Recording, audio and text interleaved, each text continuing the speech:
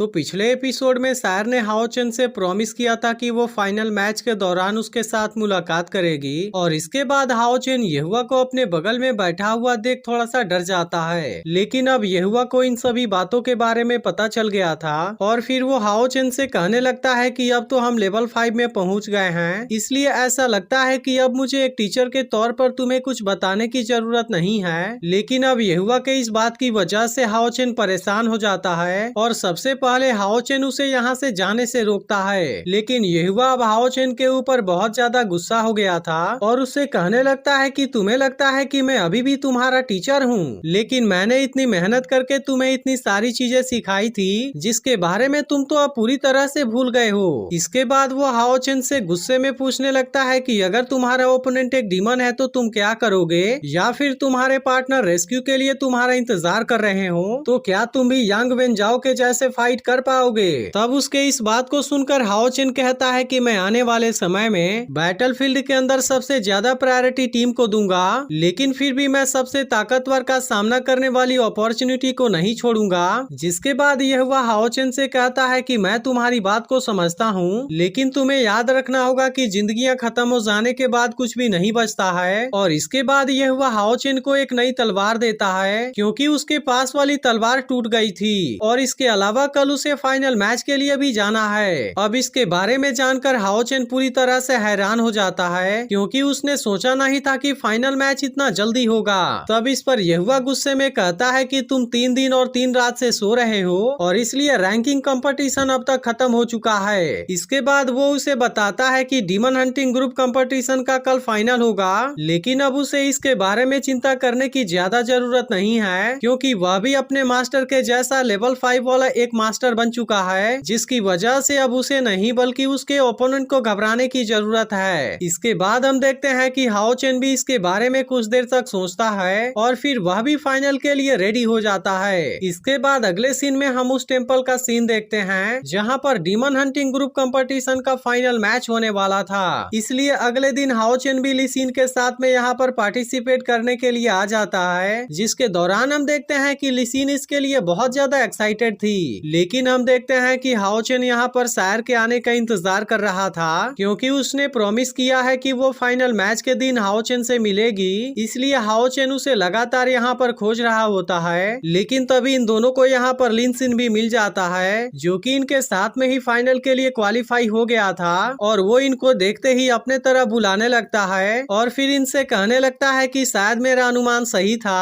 और मुझे तो यकीन ही नहीं होता कि हम तीनों फाइनल के लिए सेलेक्ट हो गए हैं। लेकिन अब लिन सिन हाओ चेन के साथ में वही पुरानी बातें करना शुरू कर देता है और फिर उससे कहने लगता है कि अगर तुम टॉप 3 में सेलेक्ट हो गए तो फिर तुम अपने टीम के अंदर मुझे जरूर रख लेना। लेकिन हम देखते हैं कि ली सिन को उसकी यह बात बिल्कुल भी पसंद नहीं आती है, इसलिए वो कहने लगता है कि मेरा भाई तुम्हें क्यों सेलेक्ट करेगा जबकि उसके पास में बेस्ट वॉरियर को चूज करने का ऑप्शन है। लेकिन अब इसके इस बात को सुनकर लिन सिन मुस्कुराने लगता है और फिर इनसे बताता है कि मैजिक टेम्पल के प्रीलिमिनरी राउंड में वह पहले जगह पर आया है। जिस बात को सुनकर हाओ चेन और ली सिन दोनों पूरी तरह से हैरान हो जाते हैं और इनको यकीन नहीं होता कि लिन सिन फर्स्ट प्लेस पर आ गया है। यह देख हाओ चेन लिन सिन से कहने लगता है कि तुम भी तो बहुत ज्यादा ताकतवर हो, जिसकी वजह से फाइनल मैच के अंदर टॉप 3 में तुम्हारे आने का चांस बहुत ज्यादा है। लेकिन इस पर लिन सिन कहता है कि इसके बारे में हम कुछ भी नहीं कह सकते क्योंकि फाइनल मैच बिल्कुल भी प्रीलिमिनरी राउंड के जैसा नहीं होगा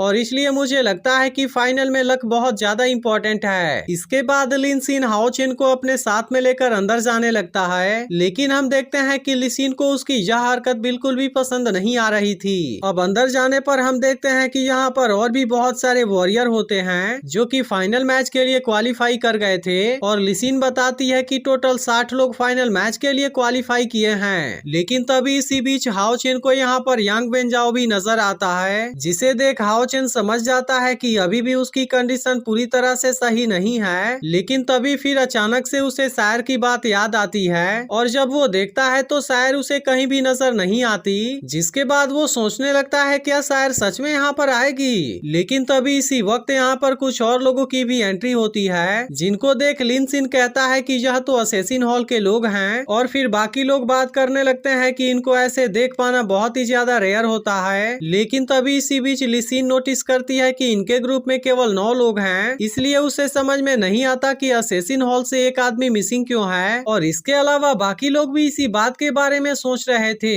लेकिन तभी हम देखते हैं कि ये सभी अचानक से यहाँ चारों तरफ फैल जाते हैं और यहाँ के चारों तरफ दीवार के ऊपर खड़े हो जाते हैं, जिसकी वजह से ऐसा लग रहा था कि ये सभी किसी का वेलकम करने की तैयारी कर रहे हैं। अब इस बात की वजह से यहाँ पर आए हुए बाकी लोग हैरान हो गए थे, क्योंकि उनको समझ में नहीं आ रहा था कि ये लोग कर क्या रहे हैं। लेकिन तभी हम देखते हैं कि शायर की यहाँ पर एंट्री होती है, जिसे देख उसके साथ वाले बाकी सभी लोग उसे रिस्पेक्ट देने लगते हैं। लेकिन अब इसको देखते ही यांग वेनजाओ भी पहचान गया था और वो उसके ऊपर गुस्सा भी करता है। लेकिन अब हाओ चेन शायर को यहाँ पर देख पूरी तरह से हैरान हो गया था, क्योंकि अभी तक उसे शायर के आइडेंटिटी के बारे में कुछ भी पता नहीं था, जिसकी वजह से अब उसे आज पता चलता है कि शायर असल में असेसिन हॉल की मेंबर है, जिसे कि वो एक ऑर्डिनरी ब्लाइंड गर्ल समझता था। अब इसके बारे में जानकर हाओ चेन भी सोच में पड़ जाता है। इसके अलावा बाकी लोग भी शायर को यहाँ पर देख हैरान हो गए थे, क्योंकि असल में शायर भी लेवल 5 में पहुँच गई थी। लेकिन अब उसे यहाँ पर देख यांग वेनजाओ बिल्कुल भी खुश नजर नहीं आ रहा था। और इसके बाद फ्लैशबैक में हम देखते हैं कि यांग वेनजाओ जब बिस्तर पर लेटा हुआ था, तब कमांडर उसके पास आकर उसे बताते हैं कि तुम्हारे ट्रीटमेंट के लिए असेसिन हॉल ने स्पेशली हीलिंग हॉल के मास्टर को यहाँ पर इनवाइट किया है, क्योंकि वो चाहते हैं कि तुम्हारे इंजरी की वजह से तुम्हारे फाइनल मैच पर कोई इफेक्ट ना पड़े। इसके अलावा कमांडर उसे यह भी बताते हैं कि वे लोग इसके लिए कंपनसेशन देने के लिए भी तैयार हैं, और इसलिए यांग वेनजाओ जो चाहे इसके बारे में ऑफर कर सकता है। लेकिन फिर हमें पता चलता है कि यांग वेनजाओ ने साफ मना कर दिया था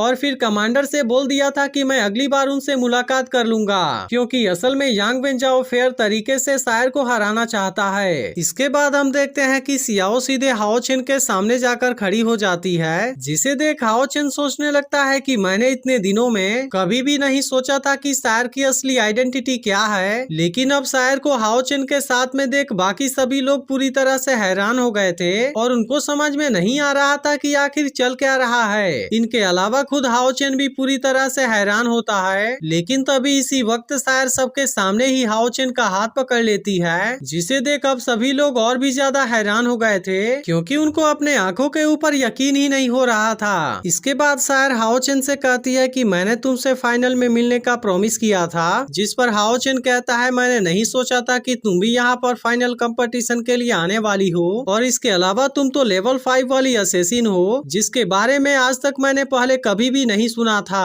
अब उसके इस बात को सुनकर शायर मुस्कुराती है और फिर कहती है कि तुम्हें इसके बारे में पता हो या ना पता हो इस बात से क्या फर्क पड़ता है, क्योंकि मैं तो अभी भी वही शायर हूँ। अब शायर के इस बात पर हाओ चेन कुछ भी नहीं बोल पाता और वो केवल उसे ही देखता रह जाता है। लेकिन अब इनके वजह से यहाँ का पूरा एटमॉस्फेयर रोमांटिक हो चुका था, जिसकी वजह से सभी लोग समझ जाते हैं कि हाओ चेन और शायर एक दूसरे से प्यार करते हैं, और इस बात की वजह से लिन सिन और लिसिन दोनों बहुत ही ज्यादा खुश होते हैं। लेकिन हम देखते हैं कि शैडो मास्टर भी यह सब देख रहा था और फिर वो कहता है कि अगर फ्यूचर में हाओ चेन ने कभी भी शायर को बुली किया तब इसकी वजह से मैं उसे कभी भी नहीं छोड़ूंगा। जिस पर कमांडर कहता है कि वॉरियर पैलेस का 11th कोड एंड है। लेकिन तभी इसी बीच एक दूसरे टेम्पल का मास्टर कहने लगता है कि तुम दोनों टेम्पल तो बहुत ज्यादा डिसेंट बनने की कोशिश कर रहे हो, और फिर वो शैडो मास्टर से कहता है कि अगर तुम प्यार में नहीं कर सकते तब तुम इसे चेंज कर लो। लेकिन अब उसके इस बात को सुनकर उसकी ग्रैंड डॉटर उसके ऊपर गुस्सा होने लगती है और फिर कहती है कि आप अपने ग्रैंडसन को इतना बुरा बनाने के लिए मत सिखाइए। लेकिन तभी इसी बीच एक दूसरा मास्टर कहने लगता है कि मैंने सुना